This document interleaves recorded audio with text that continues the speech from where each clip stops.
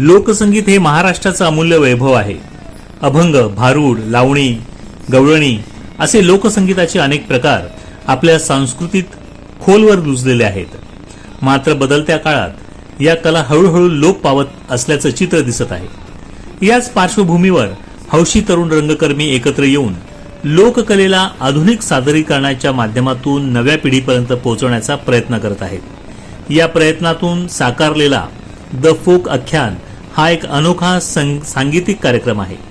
The folk आख्यान या कार्यक्रमाचं वैशिष्ट्य म्हणजे आताच्या पिढीला आवडेल अशा स्वरूपात त्यांनी लोककला मांडण्याचा प्रयत्न केला आहे। एकही जुनं गीत न घेता नवीन गीतं लिहून त्यांना चाली दिल्या आहेत। यातील सगळी गीतं ईश्वर अंधारे यांना लिहिली असून हर्ष विजय यांनी संगीतबद्ध केली आहेत। त्यांनी मराठी लोकसंगीताच्या विविध परंपरांचा अभ्यास करून हा कार्यक्रम उभा केला आहे। पुराणकथा, संत साहित्य, ओव्या, अभंग, भारूड आणि गवळणी यांचा सखोल अभ्यास करून त्यातील शब्द वैभव, भावना आणि परंपरा नव्या पद्धतीने संगीतबद्ध करण्यात आले आहेत।